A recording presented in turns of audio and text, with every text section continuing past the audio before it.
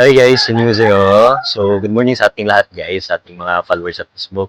Good morning guys. So, malapit na registration guys at mayroong nagtatanong sa atin. Isa sa mga followers natin guys, nasabi niya dito, sa pag-register, pwede ba gamitin yung cellphone or yung city guys? So base sa experience ko guys, nung ako yung register dati, i-share ko guys yung experience ko.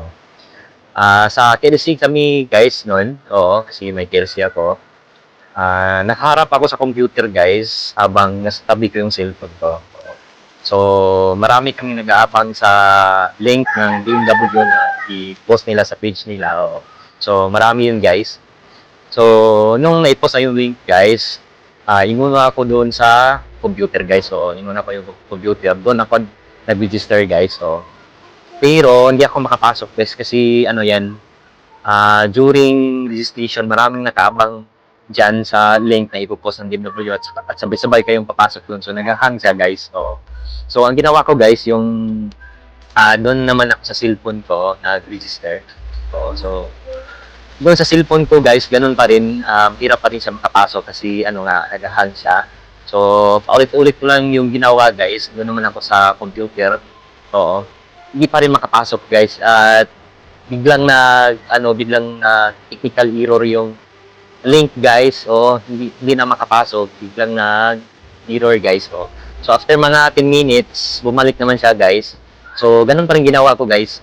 Doon ako sa computer, doon ako nag-register, di pa rin ako makapasok. So doon naman ako sa cellphone ko at saka parang 10 beses yata ako ginawa yun guys. At saka uh, habang doon ako sa cellphone ko nag-register, ayun, bigla akong nakapasok, guys. So, sobrang saya ko noon. Hindi ako nakapasok sa computer. Yung cellphone ko, guys, Vivo lang yung cellphone ko. Doon ako nakapasok, guys. So, sa mga mag-register, guys, yung mga na-experience namin, sure ako na ma-experience yun din yun. Biglang nag-hang, guys, yung link. So, matataranta kaya talaga kayo. So, ano lang, guys, relax lang. Ihanda nyo yung mga passport nyo. Dapat marami kayong reserva, yung picture nyo, guys. So, dapat yung information ng passport nyo, kung maaari i-memorize nyo yung passport number nyo or isave nyo na sa notes nyo guys para mas madali siyang mag-copy paste na lang kayo doon pag meron ng nag-register na kayo.